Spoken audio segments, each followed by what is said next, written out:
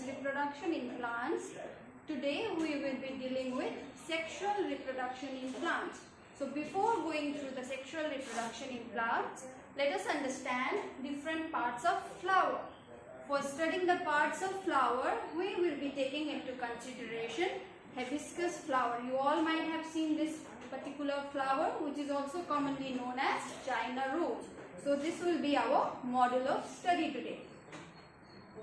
So when we study the parts of flower, flower parts can be divided into 4 walls.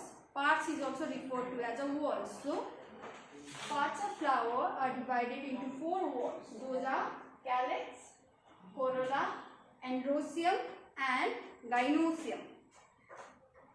Okay, first let us understand which part of the flower is referred to as a calyx.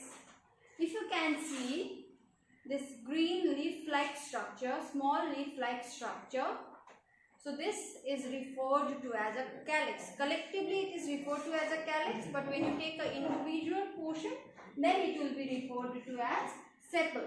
So what is the function of calyx?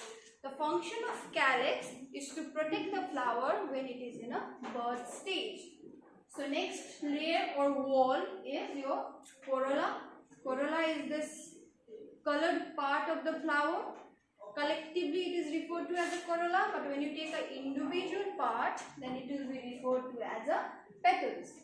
What is the function of corolla? The function of corolla is to attract insects or birds in order to carry out the cross pollination. Calyx and corolla, they are also referred to as non-essential part of the flower. Why is it referred to as a non-essential part of the flower? Because they do not take part in reproduction. So next 2 parts, so next 2 walls, androecium and gynoecium, these are referred to as an essential part of the flower because they take part in reproduction. Androecium also referred to as a male reproductive part. So let us look at this flower and find out which portion is your androecium. Okay, so you can see this yellow lobe structure. It has been held to the style with the help of a thin filament. Okay, so this whole portion, this yellow lobe structure, this is referred to as an androecium. Now, when we go to the androecium, androecium has 2 parts, your anther and filament.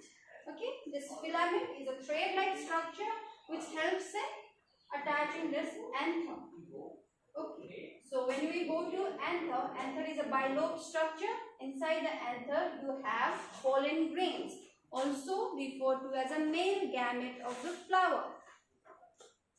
Okay, now when we consider anther and filament together, it is referred to as stamen.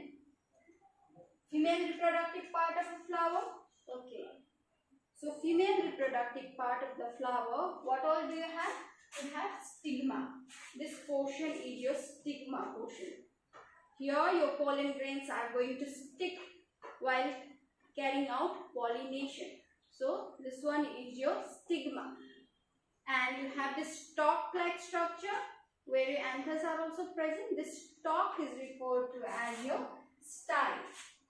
Okay, and the main female part of a flower, if you just peel out this petals and remove these sepals,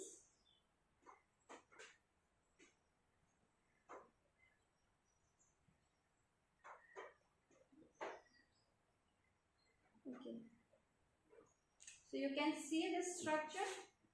This is referred to as your ovary. Inside this ovary, if you do a longitudinal section of this ovary, inside the ovary you will be visualizing ovules, which are also referred to as a female reproductive part of a flower.